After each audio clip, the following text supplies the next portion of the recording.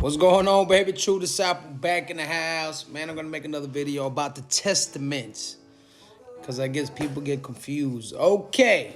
Now, if you've been following this channel, you know that Yehovah gave the laws to Moses. Moses wrote them. There's only one place in the whole Word of God where you can find the laws and the commandments.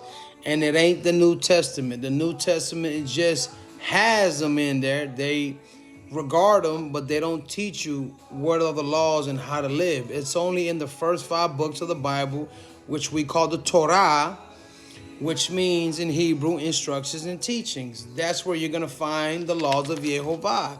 And that never changes. God never dies, so his laws never go anywhere. So don't let nobody lie to you, because he's going to judge you because of them same laws. This is what I'm trying to tell people. Now, the Greek translation, which is the New Testament, okay, changed the word covenant to testament, indicating that Yeshua instituted a New Testament instead of a new covenant, which we know that's not true if you read Jeremiah 31:31, Ephesians chapter 2, verses 8, and Romans 11. We get grafted into Israel. He promised a new covenant, not a New Testament. Now, in Matthew 26:28, when Yeshua was sitting down with his disciples, he says, with this blood, I'm going to make a new covenant, not New Testament. Even though in King James Version, it says New Testament, but it's not a New Testament, because if you read the other versions of the Bible, it says New Covenant. It's supposed to be New Covenant, not the New Testament, but the KJV, the one I like, says New Testament. Go figure that one out. Now, in that version, okay, in the New Testament, you have different versions, different writings, okay? Our version was translated by a man. Man wrote these letters, right? They was inspired by God, but man wrote them. Obviously, a giraffe or a lion did not write them, right? It was by man. Now, to fit their belief system, the translator made a choice as to what words they want to put there. Example, they translated from covenant to covenant in Greek to the English covenant to covenant, which was supposed to be covenant to covenant 20 times. Now they put the word covenant to testament 18 times. The question is why? Why they just didn't leave it the way it is? The reason we don't know. The world may never know why they did that, but they didn't. Why not just leave it the way it was? Think about it. Okay. Did Yeshua establish a new covenant or a New Testament? And I suggest you guys study this out, because damn sure wasn't a New Testament. We can't find the word Old Testament in the Old Testament. It's not there. The word you do find again is Torah, which means the instructions and teachings. So he came to establish a new covenant, not a New Testament. If he started a New Testament, that would mean that everything in the New Testament would be the words of Yehovah, which we know that ain't true. But those writings are just letters inspired by Yehovah. They're inspired word of God. Is where we get Revelations, Matthew, Mark, Luke, John. The story of Yeshua is very important, okay? Now, here are more examples where covenant should be, but they put the word testament. 2 Corinthians 3:6 is one of them. If you read that out, you're going to see that's supposed to be new covenant, not New Testament. Hebrews 9:15 is another one, thus making it seem like we don't need an Old Testament or Torah anymore. This is where we get tricked, y'all. We don't understand. We don't know the difference, right? 2 Corinthians 3:4 stated, who also has made us able ministers of the New Testament.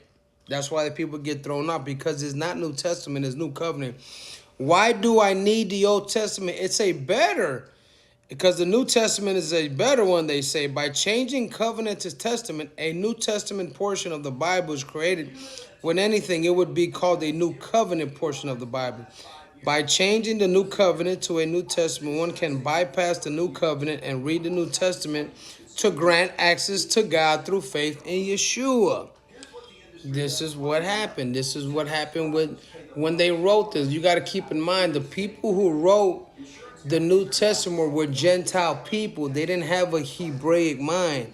They weren't following the Torah. They felt like, this is why in the 3rd century, 4th century, you got the Christian Catholics, because that's all they had before the 1500s. There was no such thing as Protestant. There was no such thing as Pentecostal, Methodist, Lutheran. All that didn't exist. You was Catholic. That's what you were. Now, they were called followers of Christ. The word Christian was there 3 times only, but they were called followers of the way, Nazarene. So, you know what I'm saying? So this stuff about Christianity comes from the Catholic Church. All their doctrine comes from the Catholic Church. I ask a lot of people, why do y'all even follow Easter when Easter's not in the Bible? Man, they changed the Passover from Passover to Easter. They put the word Easter there instead of Passover because they didn't want to have nothing to do with the Hebrew roots. Remember, Yeshua was a Jew from the tribe of Judah. He was Hebrew. They called him a Jew, but really, to be honest, he never called himself a Jew. He was from the line of Judah, is where we get Jew from, but he never called himself that. This is all about becoming Israel. We all become one in Israel spiritually. So this is how we honor the Father, by keeping the laws and the commandments of Father and the faith in Yeshua.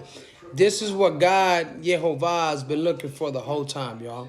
So don't get mixed up with all this stuff about New Testament. We're not in the New Testament. We're in the New Covenant. The New Testament is writings and letters, very important. But those letters were meant for the people in their time. Can we use it for today? Do you see stuff happening today that's in the Bible? Of course, because people don't change. The only thing that changes, y'all, is there's more people and the technology, but everything else, there's still evil, there's still good, there's all this stuff is the same. That's the only difference, y'all. So pay attention to what you read. Really read the Word of God. Don't just be listening to what they tell you. Study the Word out for yourself. Study it out. That's what I'm trying to tell you. Shalom, y'all.